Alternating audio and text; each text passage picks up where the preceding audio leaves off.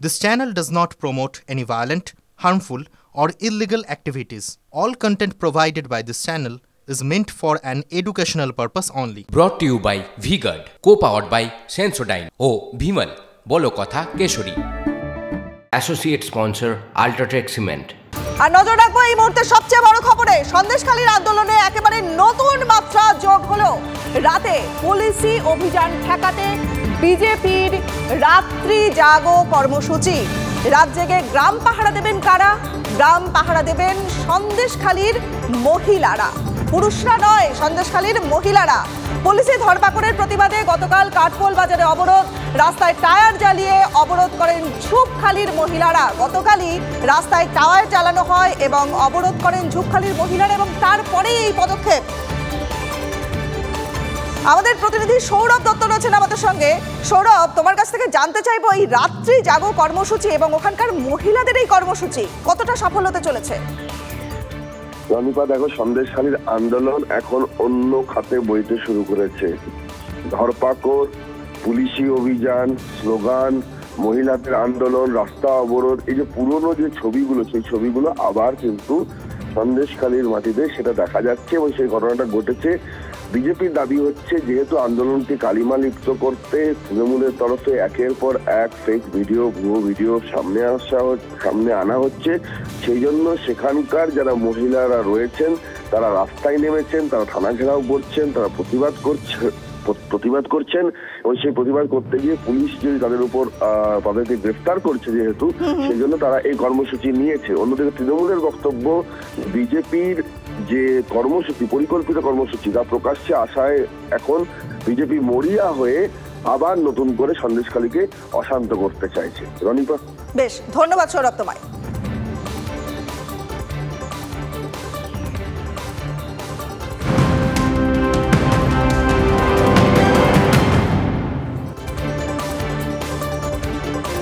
নজর রাখবো এই মুহূর্তের আরো একটা বড় খবরে।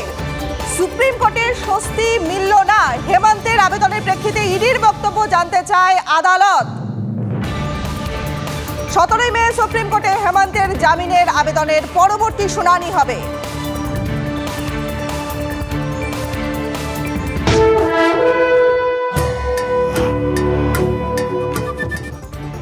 চতুর্থ দফার ভোট এবং সেই ভোটে বিক্ষিপ্ত অশান্তি। বর্ধমান দুর্গাপুরের বিজেপি প্রার্থী দিলীপ ঘোষকে ঘিরে মন্তেশ্বরের তুল্লা মোড়ে একেবারে তুল কালাম কাণ্ড। খবর করতে গিয়ে আক্রান্ত হলো TV9 বাংলা। দুর্গাপুরে তৃণমূলের বাইক বাহিনীর হামলার অভিযোগ। এদিকে তৃণমূল এবং বিজেপির সংঘর্ষে রণক্ষেত্রের চেহারা নিল তেহট্ট। ভোটের দিন সকাল থেকেই মেজাজে বর্ধমান দুর্গাপুরে বিজেপি প্রার্থী দিলীপ ঘোষ। পোলিং এজেন্টকে বসতে না দেওয়ার অভিযোগ পেয়ে ঘটনাস্থলে যেতেই ধুন্ধুমার কাণ্ড বাঁধে মন্তেশ্বরের তল্লা মোড় এলাকায়। সরাসরি বুথে পৌঁছে পোলিং এজেন্টকে বসানোর ব্যবস্থা করে বেরিয়ে আসার সময় বিক্ষোভের মুখে পড়েন দিলীপ ঘোষ। বিজেপি প্রার্থীকে ঘিরে গো ব্যাক স্লোগান।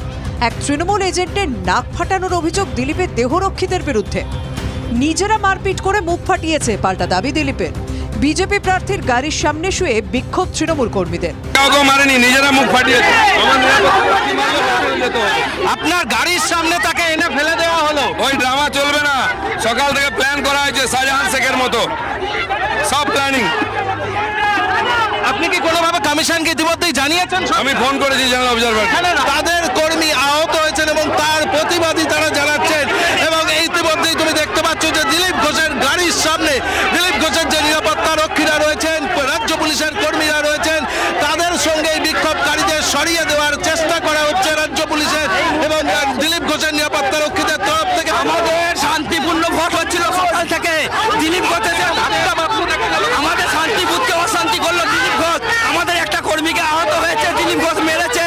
দিলীপ ঘোষের গাড়ি তার নিরাপত্তা রক্ষীরা গার্ডেন করে বের করে নিয়ে যাওয়ার চেষ্টা করছে। দিলীপ ঘোষের গাড়ি লক্ষ্য করে ইট বৃষ্টি। খবর করতে গিয়ে আক্রান্ত TV9 বাংলা। ভেঙে চুরমার TV9 বাংলার গাড়ির কাজ।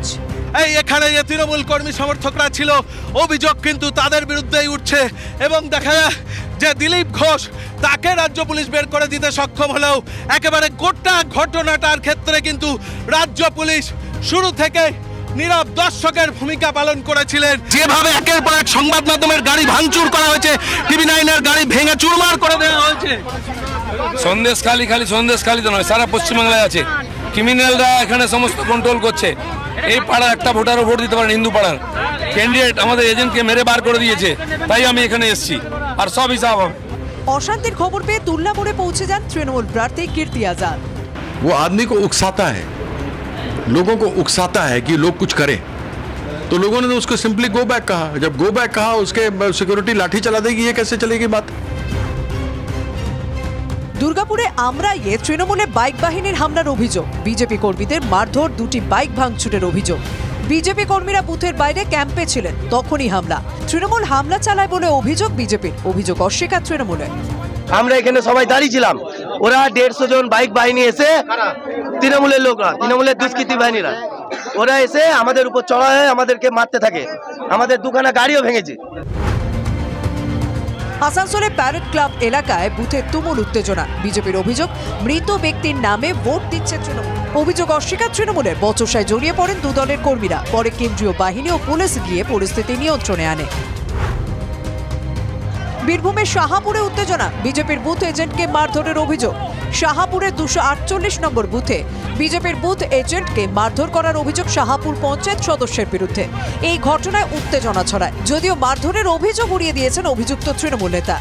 টিএমসির রাজ জানিস না, তুই বিজেপি করতে আসছিস, ভোটার কার্ড নাই, আমি ধরে ফেলেছি, ভোট মারতে এসে 2-3টা ভোট মারলে, কিন্তু অত বুঝতে পারিনি, তো দ্বিতীয়বার ভোট মারতে সব সাপোর্টে আছে প্রেজেন্টিং অফিসার।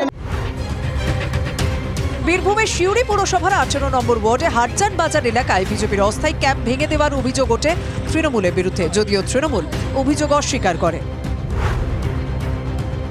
নদিয়ার তেহট্টের রামজীবনপুরে 206 ও 207 নম্বর বুথে উত্তেজনা, তৃণমূল বিজেপির সংঘর্ষ, গুরুতর আহত বেশ কয়েকজন। অভিযোগ ভোট দিতে আসার সময় বিজেপি কর্মীদের উপর হামলা চালায় তৃণমূল, বাস ও লাঠি দিয়ে মারধরের অভিযোগ করে বলে অভিযোগ, যদিও তৃণমূলের দাবি বিজেপির গোষ্ঠীদ্বন্দ্বের জেরে সংঘর্ষ হয়েছে। নদিয়ার কালীগঞ্জে ভোটের রক্ত ঝরল, মেরে মাথা ফাটানো হয় সিপিএম কর্মী। সিপিএম পঞ্চায়েত প্রধানের আত্মীয়কে বেধড়ক মারধর, বুথ অফিসের চেয়ার টেবিল নিয়ে বসতে যাওয়ায় বাধা। তৃণমূলের বিরুদ্ধে মারধরের অভিযোগ অস্বীকার রাজ্যের শাসক দলের। Bureau report, TV9 Bangla.